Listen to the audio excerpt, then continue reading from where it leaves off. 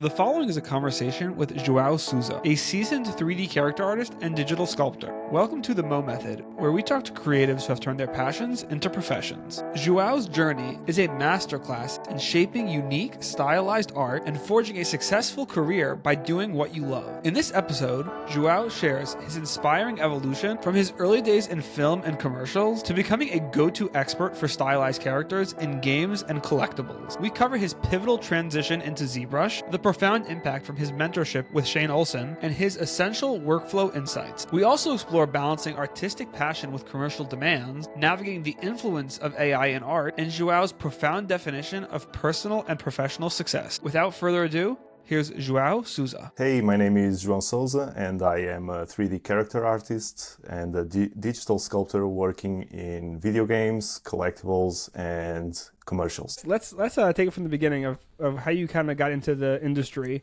Did you go to school initially? You mentioned before we were recording that you went to Vancouver for school. Was that the beginning of your career, or were you already doing it before? No, in high school, when I was a lot younger, I used to study in a school where there was a cinema and photography program. So I was in that one for a few years. So that's when I really started to my student career as an artist. I've always enjoyed drawing and movies, especially animation.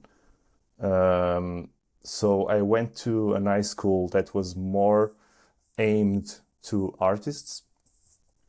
And then in university, so there was another program in university where it's more like digital arts, multimedia. That's when I really started to learn Maya. So Maya used to be my main 3D software. Now it's ZBrush.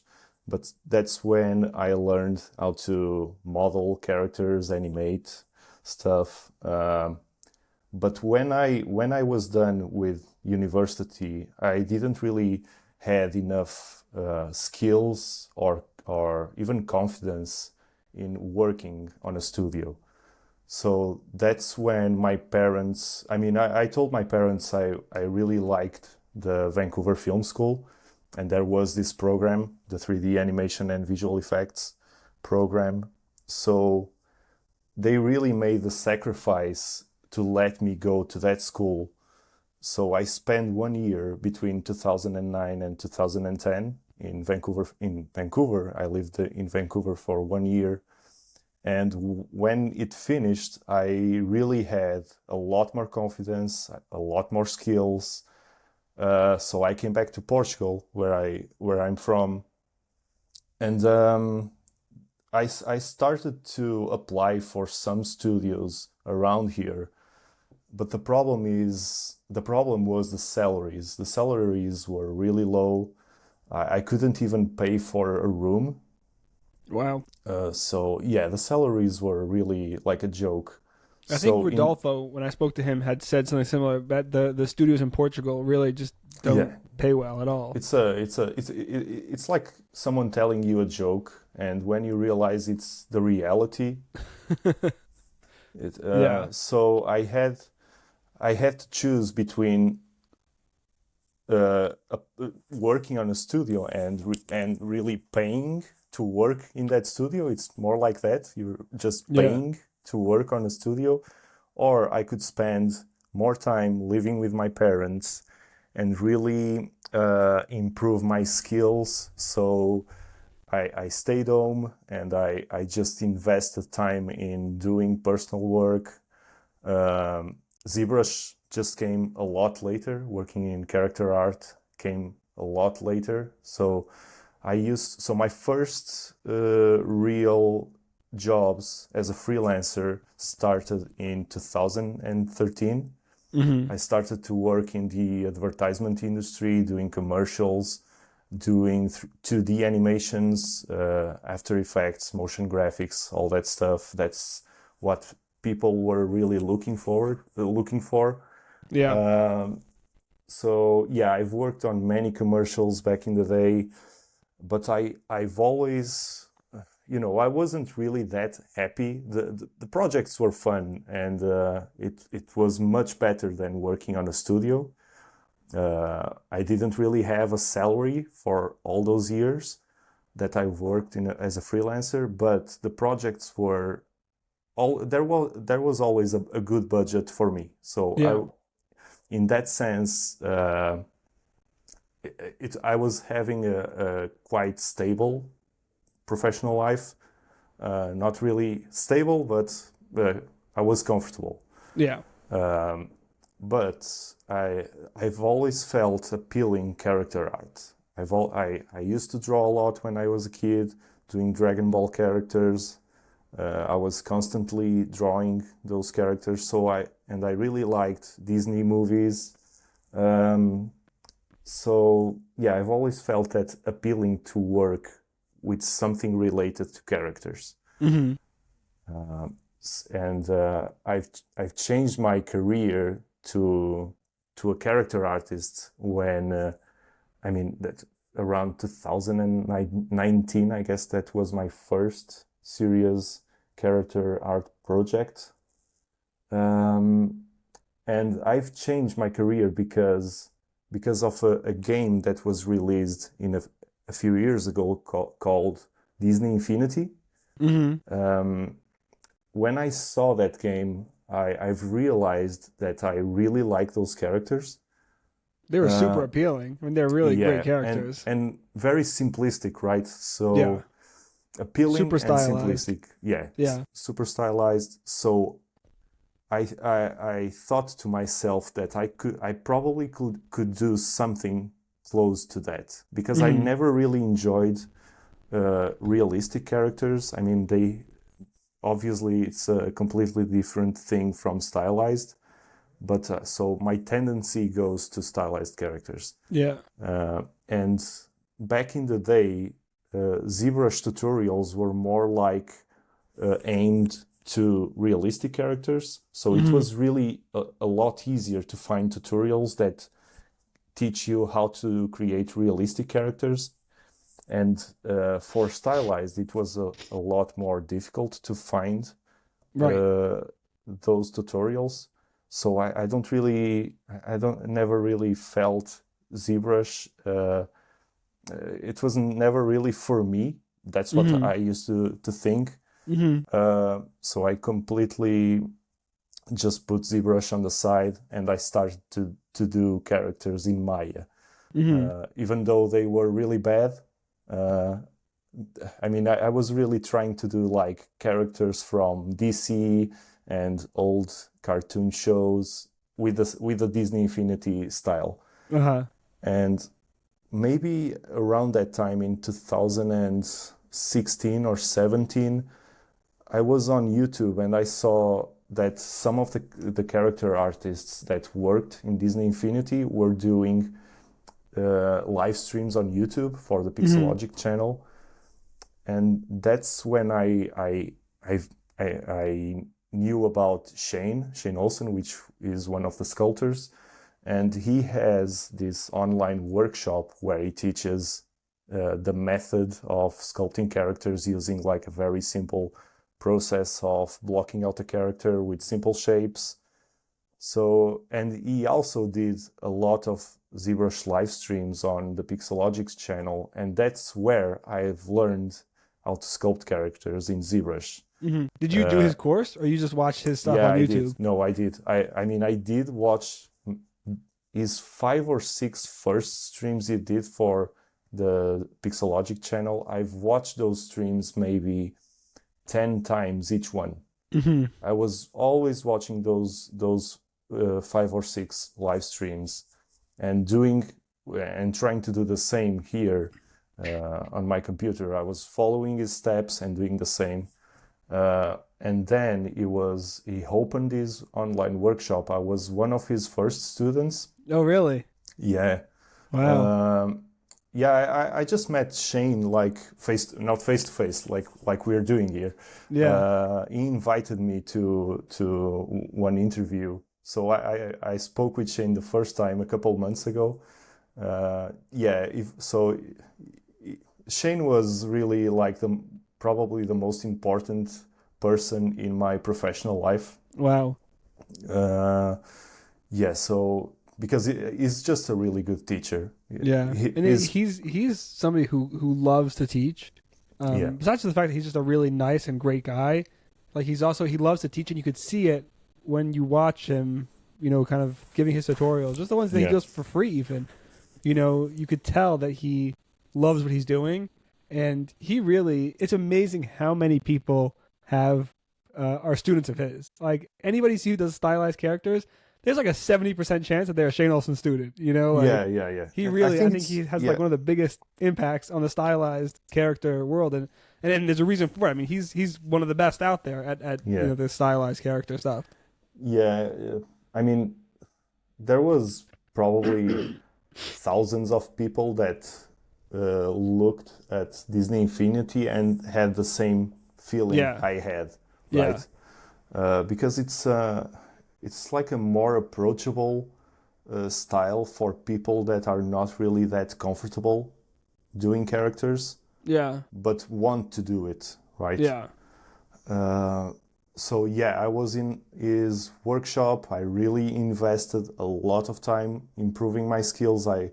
All the free time I had, I was in ZBrush all the time. So even though I had a lot of freelance projects to work on, I still had a lot of free time. So instead of playing video games, which is really the thing I like the most, I had to choose between spending that free time playing games and improving my skills. So I just had to choose. I still had time to play games. I just invested a lot of time in learning ZBrush and learning Shane's workflow. And that's really the secret. I mean, I have so much people asking me, what's the secret? And there's really no secret. You just have to really enjoy sculpting characters and really want to learn new tools and new workflows and just keep practicing. That's it. Yeah, definitely. That's it. Definitely, 100%. I'm curious to ask you, what are some of the differences between working like in animation versus character design? Like obviously it's different disciplines. It's the same basic foundational skills, but it's different in terms of what you're doing. But as in, let's say if somebody is starting their career and they're kind of deciding, do I go down the animation path or do I go down the character design path? What are sort of the major differences between the two? Well, you mean animation like being an animator, like a serious animator, or like working in movies? Like in your experience and the stuff that you were working on before you got into character design? I mean, it's a completely different thing because I didn't really had to design characters when I was an animator. One of the clients I used to have, they had like this stickman figure as their mascot. So imagine like a stickman figure. The head was just floating. You could only see the black silhouette. And so that's one of the clients where I did a lot of freelance projects. I used to animate that character many times. So I didn't really have to worry about designing characters. For character design, it's the complete opposite. Right. You just have to think. I don't really do concept art. I don't design characters like in a paper.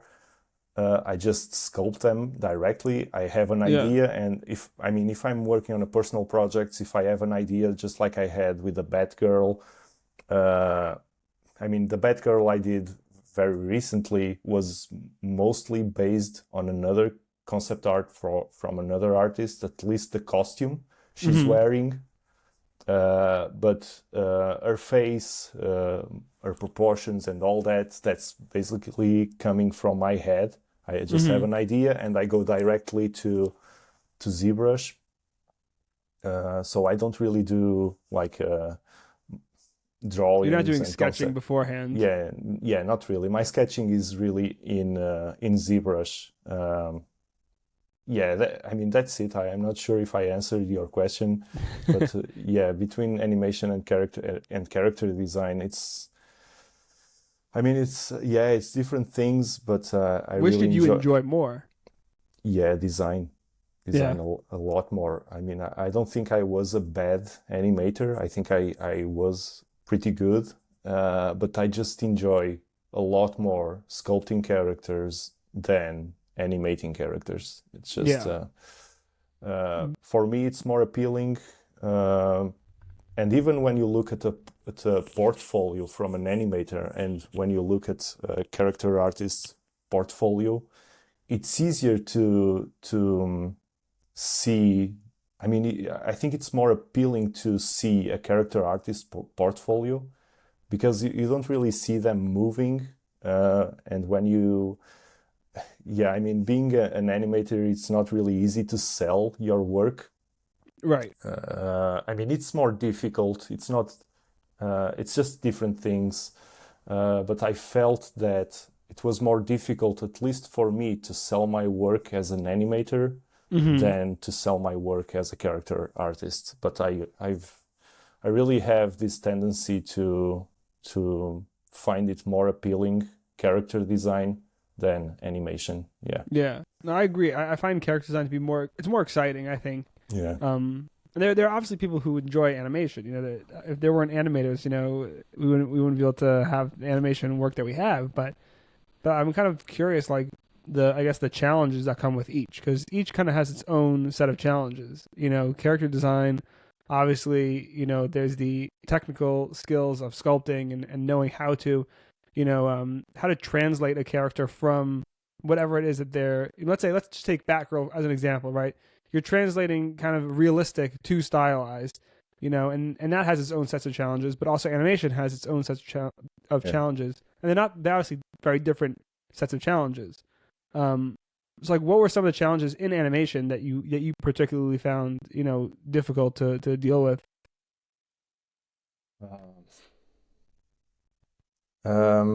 So yeah, let's see. Well, I think that the character animation is more difficult to do than anything else in the animation department. At least when I used to work for commercials, I think that character animation was more difficult than animating other things. I mean, I've worked on so many different things, but I think that, I mean, I was really excited to do character animation.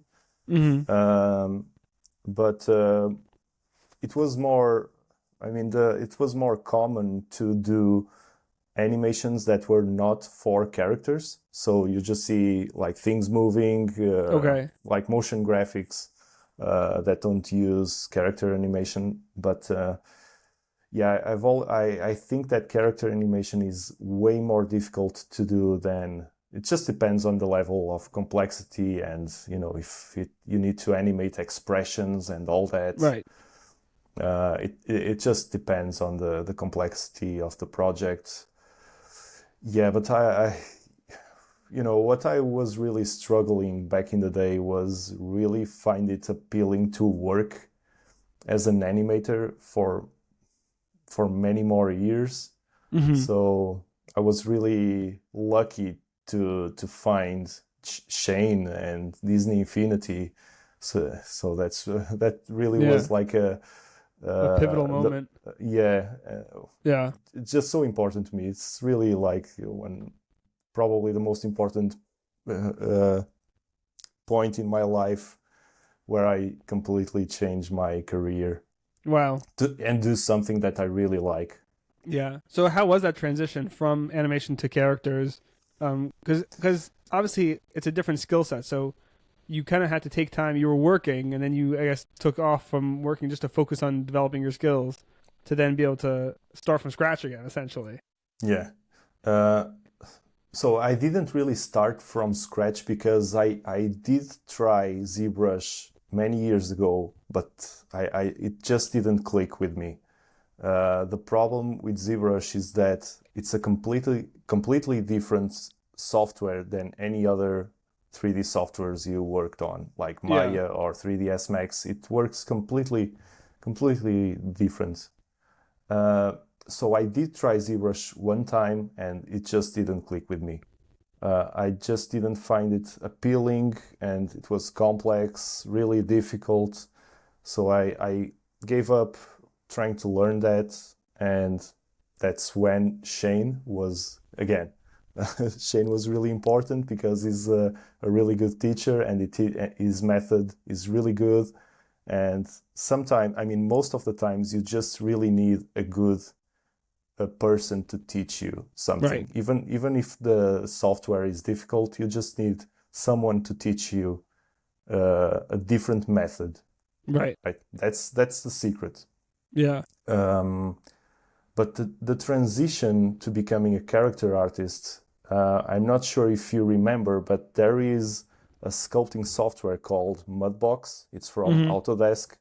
So it kind of looks like Maya, but for sculpting.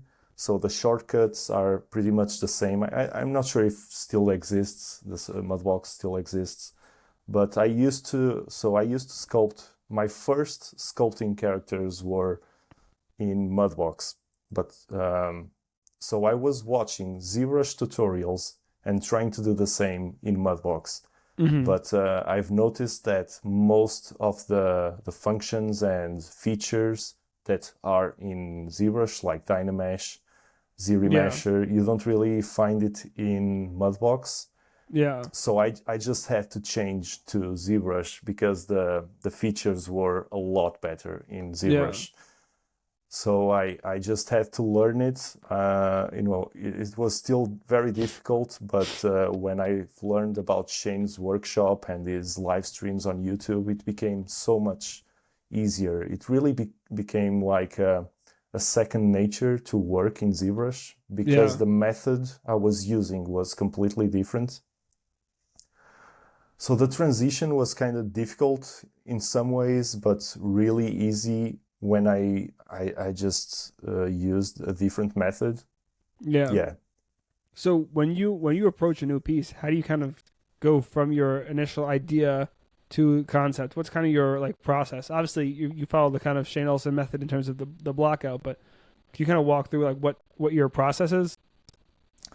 Yeah. So usually for clients, I have a concept art. So there's a character that's already, you have an illustration or a sketch, and you just have to follow that sketch, especially if it's already a character in pose. Most of the times, I have a really good concept art to follow. So I just have to translate that to a 3D space, and I still use, like you said, I still use the blockout method for specific parts of the body. If I'm working on a human character, some specific parts, I use the blockout method. For heads, I don't really use that because I really want to try different things for the face. That's where I usually spend more time working and sculpting, because I just want to keep changing things to see what looks best and not. So using a more traditional method of sculpting heads, like using a sphere and you're just sculpting something, for me it's faster to get to get to the final result, because I can test many different things. But overall, I still use the blockout method for most of the characters. So what kind of method are you using for the head? Can you kind of walk through that? So you use a sphere and then like Dynamesh? Like what do you...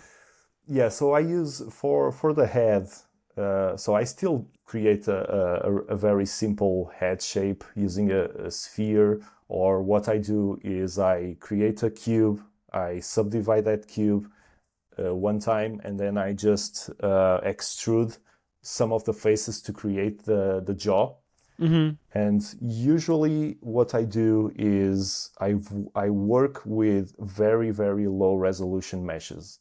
The lowest I can, really just using a cube to create the most basic character you can, just so you have a sense of the proportions. First of all, that's what's really important, is like proportions and silhouette, and you can really have a sense of the character you're sculpting just with very simple shapes, like cylinders, cubes, very simple shapes, because you just really want to focus on the silhouette and proportions in the first few hours.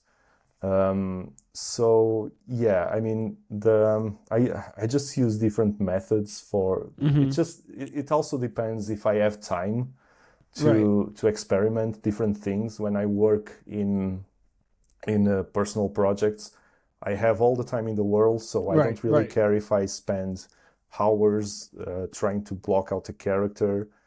I actually, for people who are interested, I've been doing these live streams on my YouTube channel where I'm sculpting a Supergirl. So I already have like 12 live streams, I guess 12 or 13 live streams. It's around 2 to 3 hours each one.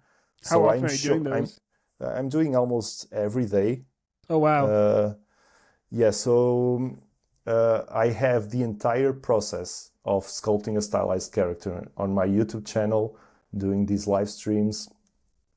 And yeah, for people who are interested, they can watch the full process. I'm almost done with sculpting her hair, and then I will move on to the costume.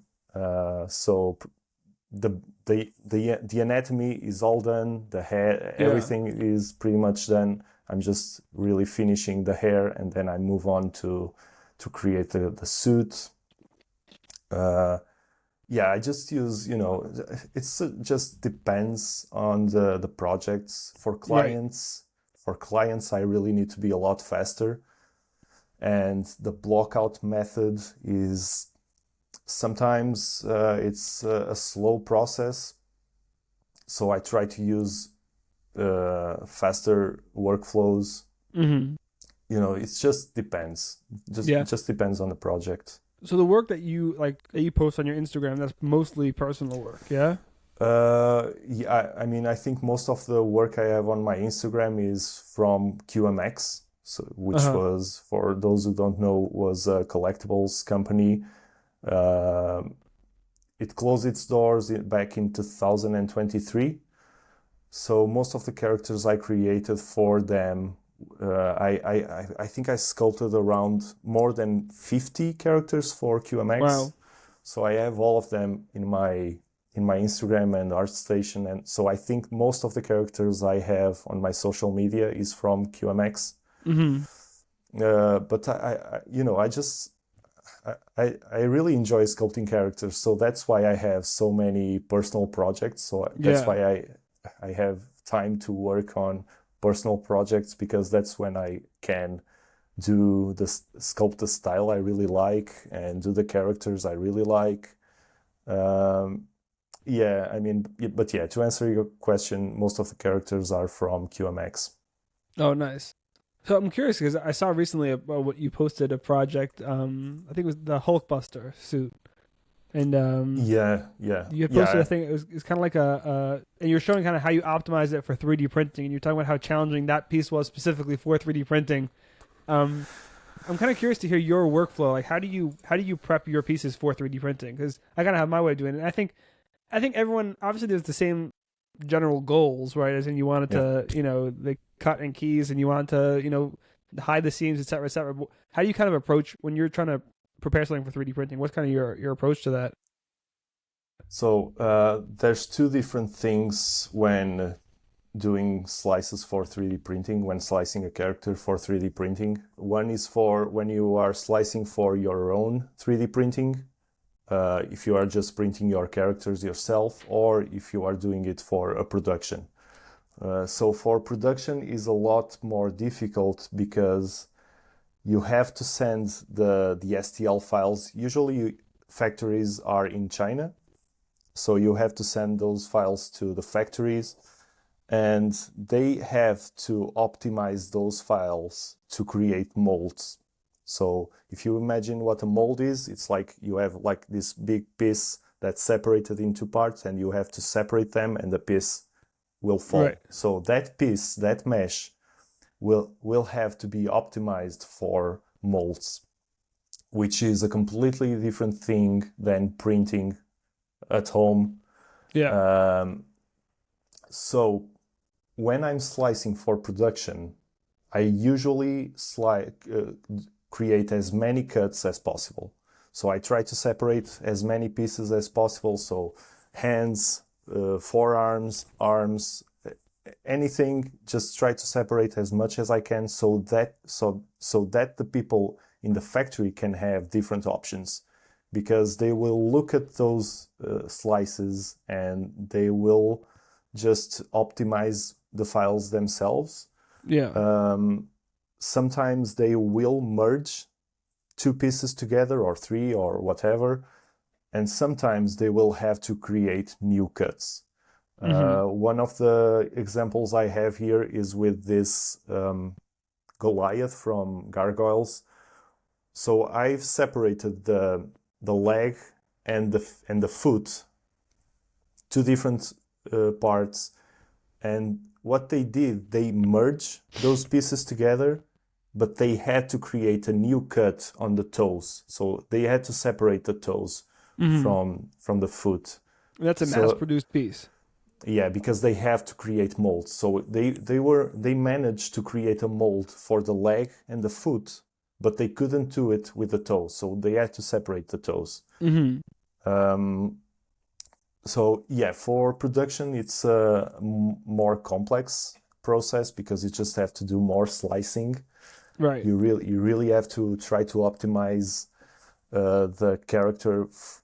At least that's how I do it. I try to optimize the character from the beginning. When I'm blocking out the character, I try to do it like as clean as possible. I try to use like really clean topology because that will help me later on the slicing process.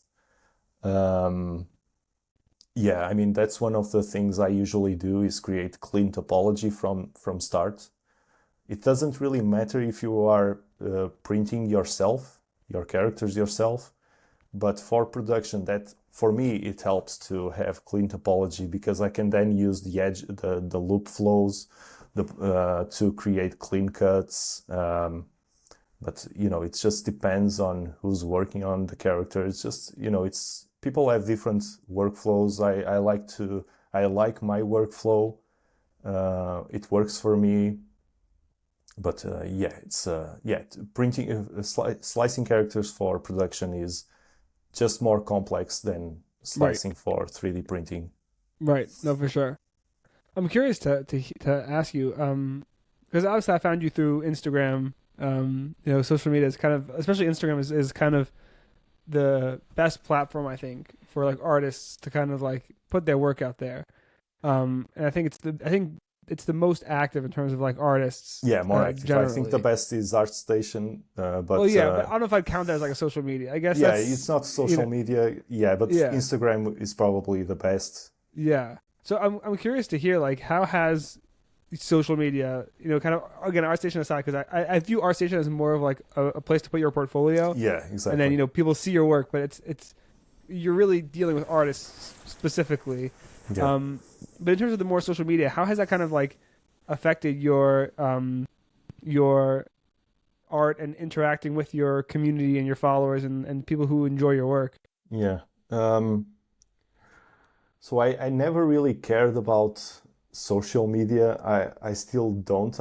I mean, obviously the feeling of posting your work and people seeing it and commenting your work is really priceless. I don't really care how many followers I have. If people don't really care about my work, that's totally fine. As long as I have the power to create my own characters and sculpting these characters and printing them, that's all I care about. That's really my passion, is to do things for myself. Yeah. Having social media and people following you and commenting your work, sharing your work is really an amazing feeling. But Yeah, I have to be honest. I don't really care because I'm doing things for myself. That's really the most important thing, is doing things that I like. It's like being a musician. You don't really do music for your fans. Right. You're doing music because you're really doing your own music because you like it. It's like it's art is supposed to be that. You're not doing art for other people to enjoy. You are doing Right. art because you're doing it because you enjoy it, and you need to do it for yourself first. And then if people like your work, that's like an extra. Yeah. Yeah. Yeah. So I'm curious to ask, like in the same kind of vein, because I've seen you posting a lot your marmoset tool bag rendering setup. Yeah.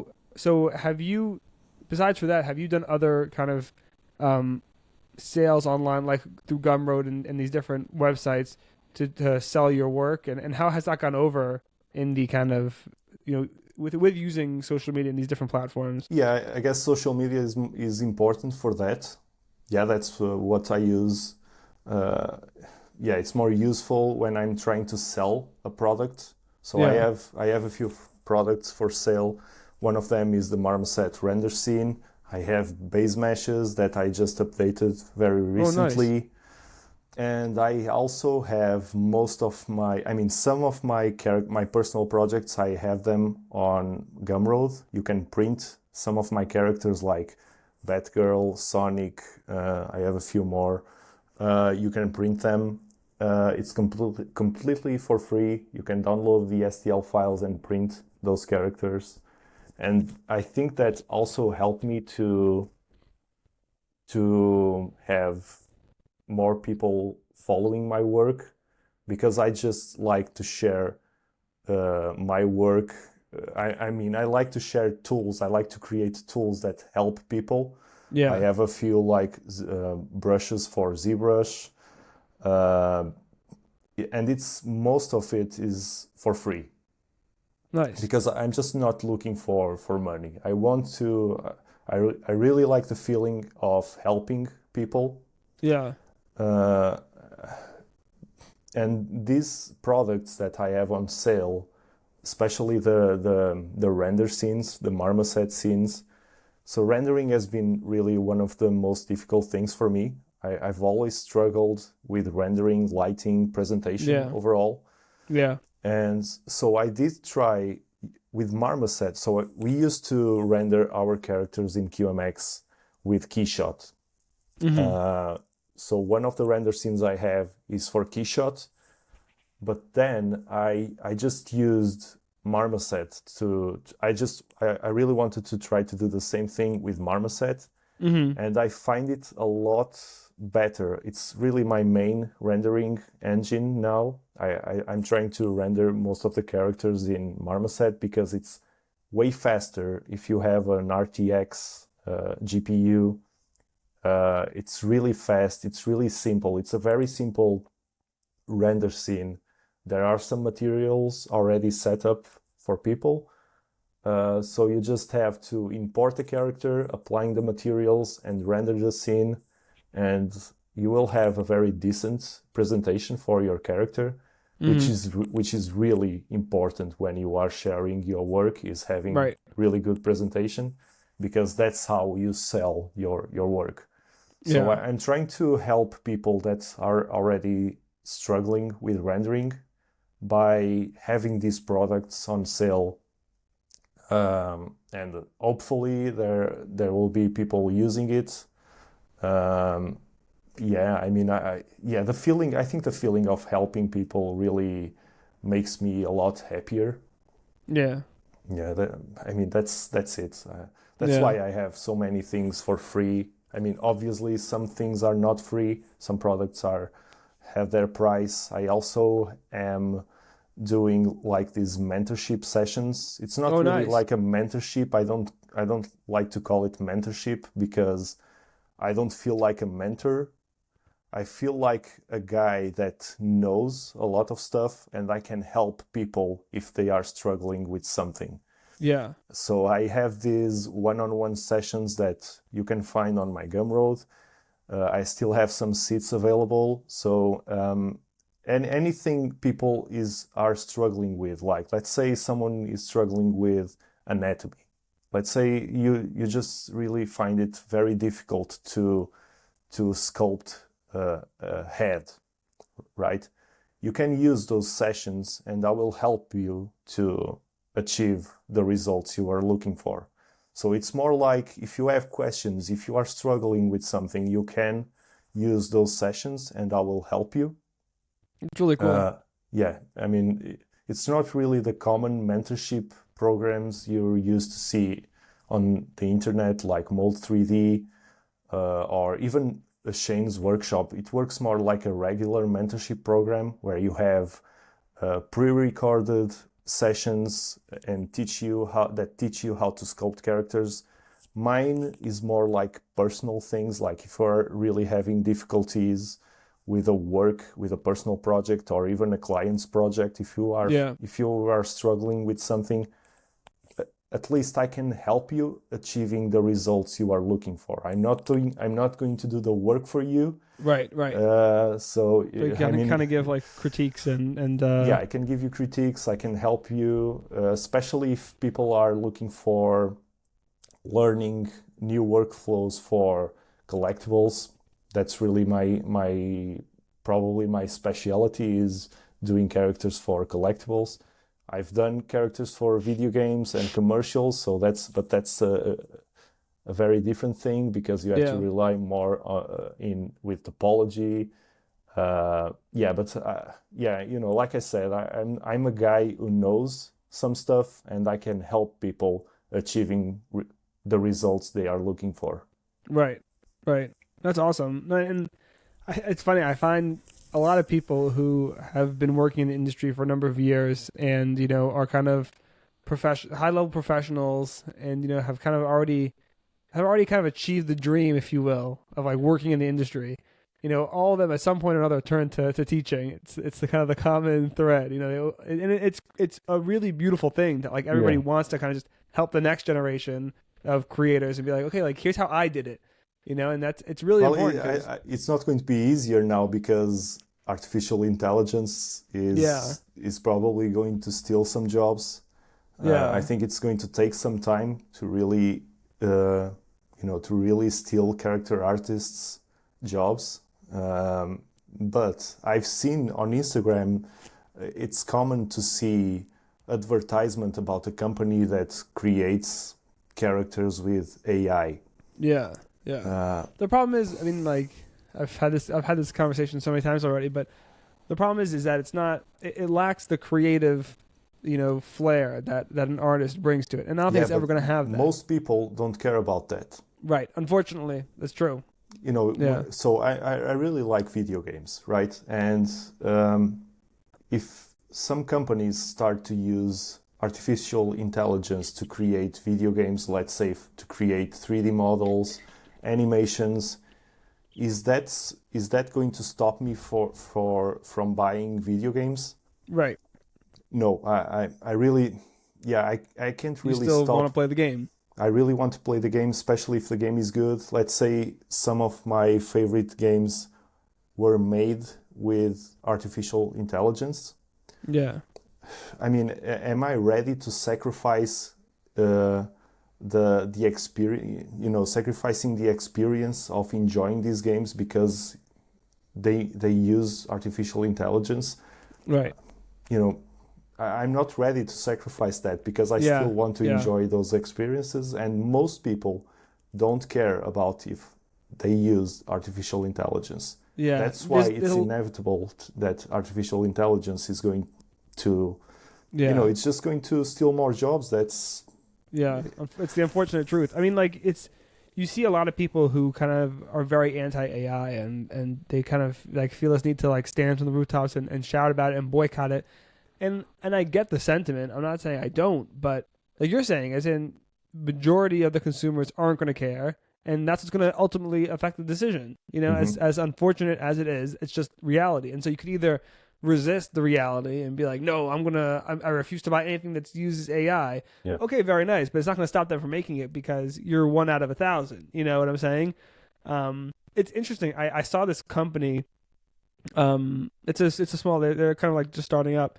But they were using generative AI to create environments. And like it wasn't perfect, definitely not. In general, all the 3D AI stuff is far from perfect. But it was surprisingly impressive what they were doing. It's basically you put in the text prompt, and then it gives you, I forget what they're called. Do you know those like squares of environments? It's like kind of like it's like the two walls in the corner, and then I don't know what the term is for that. Yeah, I don't know either. Yeah, but I know what you're talking about. Yeah, so it generates an image of that, and then from that image, it generates a 3D model of that scene. And like I saw that, and I was like, oh, like I think you guys are onto something, because the character stuff, a character you want to be high fidelity, you want it to look really good because that's where the focus is. But an environment, especially if it's more of a background, not an environment that you're interacting with up close, if it's more of the kind of stuff that's in the far background, you don't care about that nearly as much. And even if like you get an AI environment that kind of gets you like 75-80% of the way there, and then you have an environment artist come in and touch up and add some kind of props that are really good, you could use that, you know. And again, like especially let's just say for mobile games, where already it's kind of no one really cares as much. You know, if I'm buying a $2 mobile game and 60% of it is made with AI, your average consumer is not going to care about that, and they're going to kind of be like, okay, you know, I don't care. It's $2. I'm playing this on the subway as I go home from work. You know, so I don't care. You know, like there's not the idealism that you have as an artist, right? As an artist, we think like, oh, of course everybody should care about this, and because it's taking our jobs. But if you're not in the industry, chances are you don't really care as long as it gives you the results you want. Yeah, exactly. That's my opinion. Most people don't care. That's why AI is inevitable. It's going to happen. It's going to steal jobs. I think artists have two choices, and my choice is I don't really cry like a baby about AI stealing my job. I'm just going to do something else. If I can't work as a character artist, I'm going to do something else because I have kids. I have to put food on the table. Right. I don't care if I have to work in a supermarket. I don't care. I'm just going to do something else. And yeah, I really, it's sad that it's going to steal many jobs, but it's the reality because most people don't care if artificial intelligence is used in games, in movies, TV shows, whatever. It doesn't matter. Most people don't care. Right. It's the sad reality. Right. And then that's not to say that there won't be space for artists to still do what they do. You know, because I think, you know, ultimately everyone's going to still want stuff made by artists, especially like in the space that you're in with collectibles. You know, I think especially like specifically with collectibles and with like art toys, let's say, where a big part of the appeal, more so art toys than collectibles, but a big part of the appeal is the artist who made it. You know, it's like, I want to buy this piece because it's made by so and so. That obviously can't be replaced. Same thing with paintings. Same thing, you know, like it's the same thing across the board. But then even in the video game and movie space, I don't see AI coming along and being the great replacer that like takes all jobs. I just don't see that being the case. I don't think it has the ability to really. Definitely where it is now, it definitely can't. And will it ever get to a point where it could really replace creatives? I don't think so. Ultimately, it boils down to the idea of like, you know, I had this conversation with somebody, and it was like the thumbnail for one of the episodes says is that it's ideas over skills, right? If you just rely on your skills and that's the only thing that you are relying on to get you work, an AI can come along and replace your skills pretty easily. Maybe not now, maybe in 5 years, maybe in 10 years, whatever it is. But if you're coming and bringing to the table ideas, if you have fresh, original ideas, that's something that's irreplaceable. And that's where the value really lies as concept artists, as designers, is the ideas that you bring to the table, not just the technical know-how of, I know how to sculpt. Because if you just know how to sculpt, forget about AI. Even that aside, is in, studios can go outsource to somebody in India who'll do it for a fraction of the price that an American artist will do it for. So again, if you're relying solely on your skills, you're going to get left behind regardless, before AI even comes along and kind of replaces those jobs. Yeah, it's just the reality we are living. Yeah. I think for collectibles, it might be easier to do things with AI. I'm not sure because I'm not really into that, but I'm assuming that AI can do a character better for a collectible than doing something for a movie or a game or whatever. Mm-hmm. Because you can really generate a model from a picture, and I think you can just print that model. I mean, have you played around with the 3D AI stuff? No, never. So I've played around with it a little bit. It's definitely it's not where it stands now. You couldn't just print it out and be happy with the result. Mm-hmm. That's not to say that's not possible for it to change, but definitely where it stands now, the stuff that it generates from the picture is very primitive. Mm-hmm. Because it translates very literally. So if I give it a picture, it's just going to give you kind of straight up what the picture is. Yeah. But it doesn't understand kind of the turnaround, like a turntable of that item. And again, I'm sure that's going to change. I'm sure that's kind of those are things that with time and it can improve upon. But just from what I've seen of it now, it still requires an artist to go in there and like touch it up and fix the problems, because it's like it's not good. But again, I don't know. I feel very. I try to keep my finger on the pulse with this a lot, because I just am fascinated with new technologies. So I'm just kind of interested in like watching the trends and kind of seeing what it is capable of. And I find it interesting, like with the 2D stuff, the image generators, which is I guess is kind of the best of the abilities where it stands right now.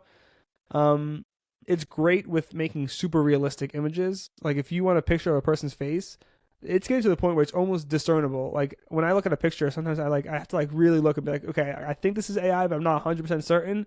But once you start doing stylized stuff with AI, it falls apart very quickly. Yeah. It lacks the ability to like stylize things, which is interesting. Yeah, a few months ago I've posted something on my Instagram. I just posted a story. So I was in a Toys R Us, and I saw some board games in there where the cover of the board game was made with an AI. Mm-hmm. And it was really easy to see. Obviously, the hands are the easiest thing to spot. The eyes are usually like rotated in different directions, and the characters all look the same. Uh-huh. And all those board games from the same brand, they used AI to create those images. And even I worked on some projects where the concept art was made with AI. And it's just the reality we're living in. Yeah. Some people are losing their jobs faster than others. It's just sad, but like I said, I'm not going to sit here and cry like a baby. I'm just going to do something else because I need money.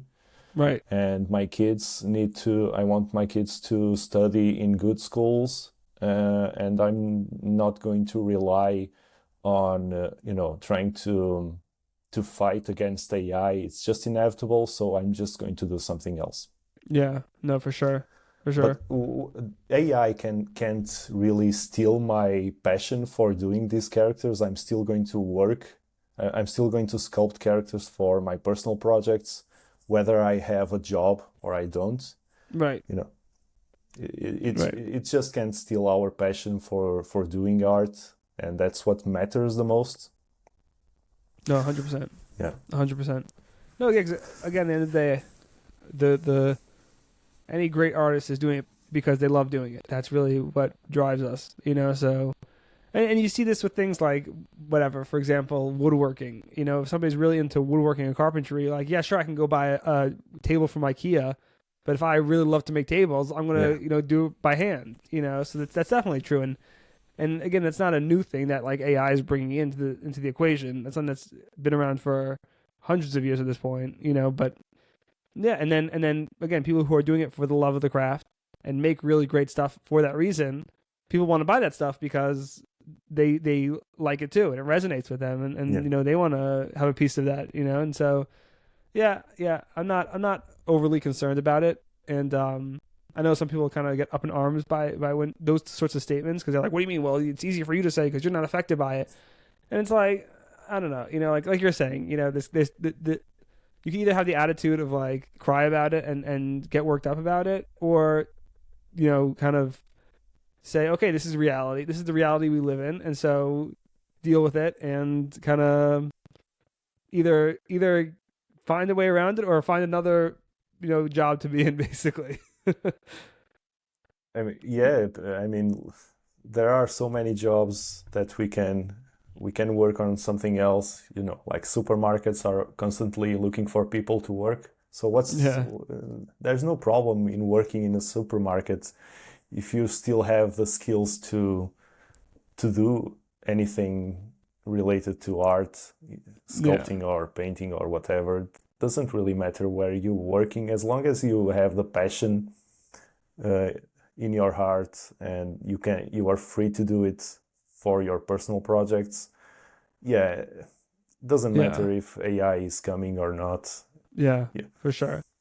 So I'm curious, what are some like the things that you're still kind of working to master? What are some of the skills that you're still interested in pursuing and learning and getting better at? Well, I don't consider myself. I mean, I think I'm a decent sculptor. I don't consider myself like a very good, so I have a long way to go to reach the quality standards I'm looking for. So my personal projects usually are, you know, I really like the Disney and Pixar style. Mm-hmm. I like their characters. I think they create some of the most appealing characters. So I really like that style. And what I try to do with my personal projects is choosing a character I really like characters from Marvel or DC, Star Wars, whatever, and try to implement the style I really like to sculpt. Uh, so I really want my quality standards to be closer to something like Disney and Pixar, or you know, something like that. So I really have a long way to go, and I feel a lot of I feel a lot of times the imposter syndrome. Mm. Uh, when I'm doing something, I feel like I feel this all the time. It's not looking good. I need to make this better. I'm a shitty sculptor. I really need to improve anatomy. I need to learn anatomy. Next time I need to do this better. So I'm the imposter syndrome is really always turned on. Yeah. And you know, when you know, sometimes it's not really healthy, but it makes you want to improve yourself. Because when I finish a project, the next project I'm going to work on, I feel that my standards, my quality standards have increased. So I feel like I'm getting better every day. Uh, you know, that's because of part of it is because of the imposter syndrome I feel all the time, and that way I can improve my skills every day. So Uh, the imposter syndrome kind of helps you and motivates you to always improve. yeah, yeah, it helps me to improve because I just have the desire to make even better characters than the previous one. I just feel the desire. I just can't explain it, but I feel that the next project I'm working on, it really needs to be better than the previous one. Because if I'm doing something that doesn't look as good as the previous character I sculpted, I mean, what's the point, right? Yeah. I really just want to get better every day, and obviously this desire helps me to achieve that level of quality that I want. But yeah, like I said, I don't feel like a very good sculptor. I think I'm a very decent sculptor. Yeah. And yeah, go ahead. I'm curious, what to you like makes a good design? What are the things that you're looking for to say, oh yeah, this is what I'm looking to achieve. This is a good design versus this is not up to my standards. Like, what are the things that kind of make it or break it?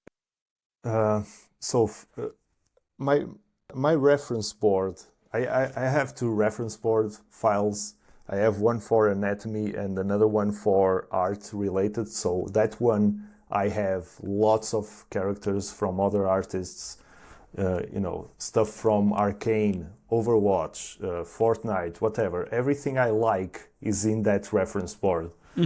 So I have a lot to look at when I'm sculpting my own characters. I usually have those two reference boards open, and that's really what I'm trying to do, is trying to get to that level of quality I have on my reference boards. But what it makes a character stand out, I mean, it's, yeah, I don't think I can really explain how I want to make my characters look to have that quality from the references I have. Yeah, I'm not really sure if I have an answer for you. So let me ask you another question in the same sort of vein. You were talking about like Disney and Pixar kind of being your big inspirations. So, like, what are the elements of Disney and Pixar that you try to pull out and use in your style? Like, what are the kind of the main elements that you're looking at? Okay, so first of all, I think it's their expressions. I think those characters have the expression I'm really looking forward. If you pause a Pixar movie on any frame, those characters are so expressive. They are so appealing. When you look at those characters, they feel so humane. They feel like alive. So that's what I really want my characters to look like. I want them to feel like they have those expressions, that quality. Something related to their faces really appeals to me. The proportions as well. There's always characters in their movies that are really appealing to me, especially those who have like very different proportions, really big guys with small heads, or even the opposite. Something really crazy that they do. It always appeals to me. An artist that does that really well is Steven Anderson. He pushes proportions really nicely. I love, like, that's one of my favorite things about his stylized characters is how much he pushes proportions. Because I think that really, I don't know why pushing proportions makes characters more appealing. But there's something about it that when you have those, like, it's one of those principles of character design. It's proportions, right? If you have variety in your character, in everything, details or more general things like proportions, if you show variety, that's one of the things that is really appealing when you look at a character. Is that you see variations in sizes. So head is one size and the hands are kind of big, and when you see this variety, it really appeals to your eyes when you look at these characters. It's funny because, like, in the real world, real people are very proportional. So it's funny that we're so attracted to these like really push proportions that are very unnatural, right? And if you saw a person who had proportions like a stylized character, you'd be like, what's wrong with that person? Yeah. But there's something about it that's so appealing, and I don't know what it is about it that's just so, it makes it so appealing. Yeah, let's imagine if you were watching Frozen, and all those characters were more realistic, had more realistic proportions. Let's say they have their eyes a lot smaller. That would probably feel weird. Yeah. But these principles of character design make sense, because if you have a really good foundation of the character, if you know a lot about anatomy, a lot of real life proportions, you can really play around with those proportions in a stylized character and still make them work really well. It's just, I think humans have are really interested in, I would say, cartoons. Let's say cartoons have always been part of every single person. Yeah.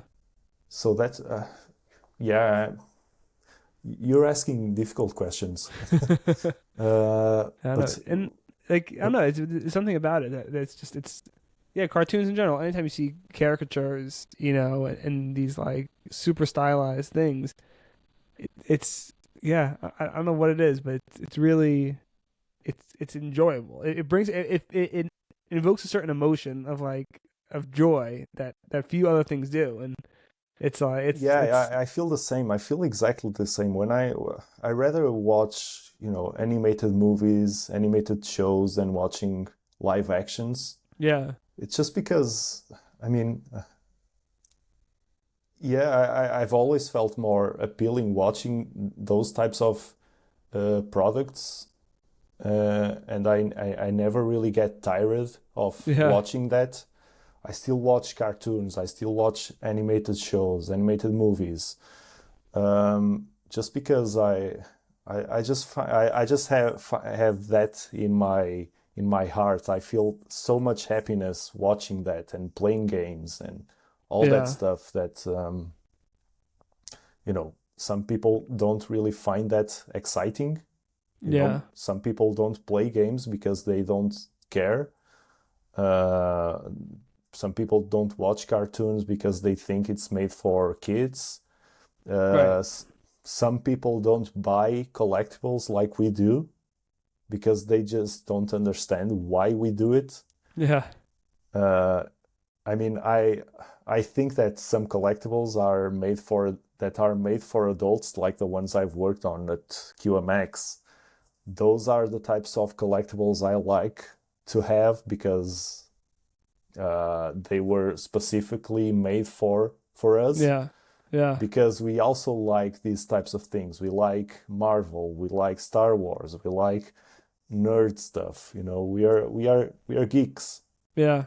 Yeah. And we just like that stuff. Big kids at heart. Yeah, we're still big kids. I feel like a big kid. I saw a quote recently. It's like what is it? It's like an artist is the kid that never grew up. Something like to that effect. Where it's like, it's or whoever dreamers or whatever it is. Like it's kind of, when you're a kid, you have this like imagination that's bigger than the world, and then as you get older, it's kind of you're kind of forced to be like, oh, grow up and get over it, and but the people who don't give up and don't get over it and allow it to continue into their adult life, I personally think we live a richer life for it. I think it's more enjoyable to live a life like that, and we get to create cool things that bring joy to other people also, and kind of resonate with that inner child of everybody that exists. Everyone has it. It's just a matter of how much you let it kind of come to the forefront versus how much you push it down to the back. Yeah, one of the things that make me really happy is seeing people posting pictures of the characters I sculpted and they printed. That makes me really happy. Yeah. because people find it, I mean, they invest time in printing those characters, which is something that takes some time, right? Printing characters. And they invested that time in printing a character I sculpted. Yeah. And seeing that on social media really makes me, it fills my heart with joy. Because I know there's people out there that have the same feeling I have. They like these products, they like these characters. It's just important for their lives. Yeah. And for me, it's I mean, obviously for me, it's more important to sculpt characters for myself, and then the extra is other people printing enjoying those characters. Yeah. Yeah, definitely. Definitely. Yeah. One last question, and we'll wrap it up. And this is a question I pose to all my guests, and that is, how do you define success? Success. So I think, so as a freelancer, what I think was, I think I was really, really good at doing one thing, was keeping my clients. Mm-hmm. For me, that was the success I was looking for, is having clients that come back to you to ask for more work. I think that's one way to look at success, is because you've managed to work on a first project for them and they really like that, and they came back to you to ask for more work. Yeah. I think that success as a freelance point of view, I think that is success, because people enjoy your work and rely on you, they trust you. I think I was really, really good in that, because people really trust me, and I usually have really good relationships with my clients, and they always come back to me asking for more work. So for me, I would say that success is probably that, as a professional level. Yeah. On a personal level, success is probably having my kids one day looking at my work and feel proud of me. I guess that's my main goal in life, is that my kids one day can enjoy the things I've worked on. Yeah. And they can see the value, because I think artists, we are the only people that can really live forever, because of the work we do. Yeah. We can, when you think about it, you can be immortal, right? Because of the work you do. And I really want people to look at my work and see the value, but especially my kids. That's what really, on a personal level, is success to me, is having my kids look at my work and see the value of the products I've worked on. That will probably make me more than happy. Yeah. So yeah, different success, for a personal level and a professional. I think there's different levels of success. I would say that's, for me, that's what success is. Yeah. Very nice. Well, thank you so much for your time. I really appreciate it. It was really a pleasure. Yeah, where really can everybody fun. find you online, on social, on Gumroad and all that stuff? Yeah, so you can find me on artstation.com/João Souza, so João Souza, JOAOSOUSA, or Instagram.com João Souza Art. You can also find me on Gumroad.com/João Souza, where you can find my products. You have lots of characters in there you can print, also some other tools you can buy. And for people who are struggling with something related to sculpting characters, I have my one-on-one sessions. You can find it on my Gumroad, and I will be more than happy to help anyone who's struggling with something. Amazing. Thank you so much for your time. I really, really appreciate it. It's really a pleasure talking to you. Thank you, Mo. Thank you for inviting me. This was really cool, and I wish you all the luck for this project. Thank you. I appreciate it. You're doing really cool things. People really want to meet artists. Yeah. Well, thank you so much. I really do appreciate it.